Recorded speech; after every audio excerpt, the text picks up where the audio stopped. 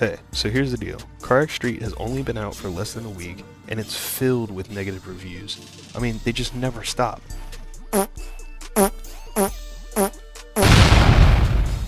So today I'm going to be showing you guys how to tune your cars and get the smoothest lines out of your tunes. So stick around to find out. Alright, once you're in the tuning, you want to make sure that you have all purple parts because you won't be able to upgrade anything or fine tune anything unless you have those purple parts. Another thing I want to quickly point out is this is 2J swap, so I do have a little bit more power, so feel free to put whatever motor, or if you want to keep the OEM, do that as well. Alright, and now the engine, the powerhouse of the car. I like to stay around 6 to 7, maybe even 8 depending on the car, and of course the motor swap.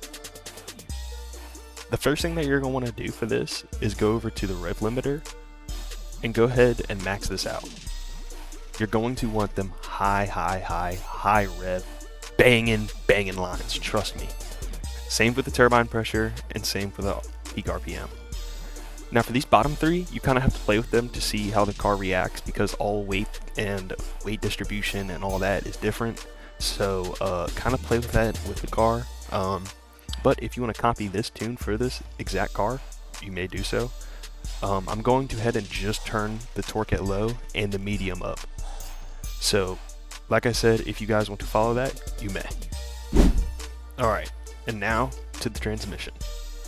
A lot of people get confused in the transmission because of all of the numbers, and I'm going to try to make this as simple as possible. For your gear shifting speed at the top, you want to simply slide this all the way to the left and make your gear shifting very fast.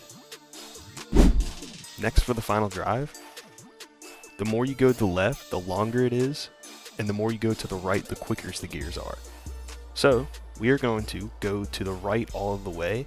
Since we have such high horsepower car, we're going to even it out by making the gears a lot longer individually. So once we have done that, we are also going to touch the transmission loss.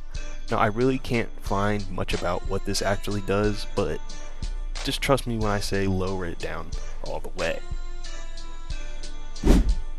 Now for the body of the car. Me personally, I like heavy cars, so I'm going to make this car as heavy as I can. And I'm going to try to make sure that I can keep the weight distribution as even as I can. And make sure you can pay attention to this box up here, because this will actually tell you the weight distribution in the front and the back and the center mass height of your car. I don't really touch the downforce, air resistance, any of that stuff in this. I will really only touch the weight. Some people like to have realistic fitment, some people like to have drift fitment, so that kind of all does play how your car is going to handle at the end of the day, whether you like it or not.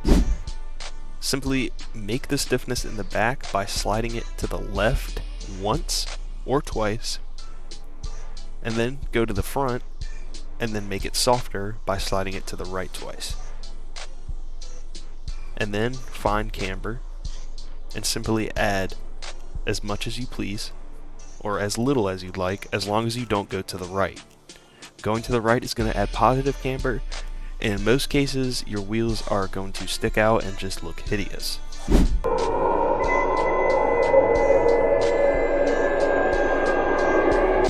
I have nothing against no camber at all, but just make sure you're doing it right, and especially make sure you're doing it right if you have camber. Wow.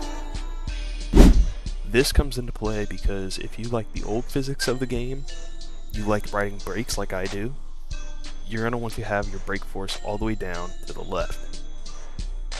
And then for the front brake balance, you're going to want to have it all the way mostly to the front, because you want to be able to hold that brake and still kind of catch those lines.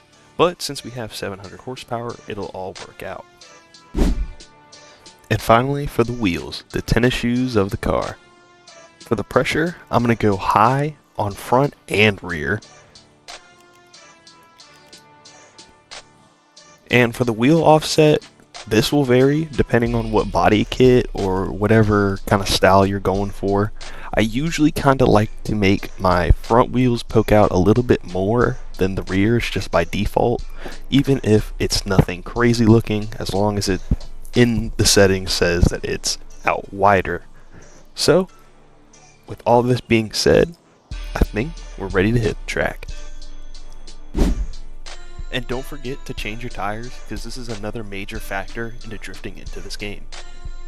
Or you could be like me and have 16,000 street tires, but street tires are the way to go for sure. You guys would be stunned when you get to try this thing out. So without further ado, let's see how. With this car, I can tell you right now, it's a third to a fourth gear car. You kind of want to try to feather the gas. I've tried to make tunes where the gas and the rev limiter are not hugging the entire time, but it's just not possible for me at the time.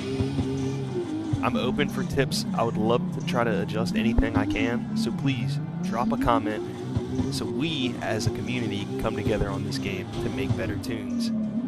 So if you guys enjoyed this video, make sure you guys drop a like, comment, and subscribe, and as always, peace.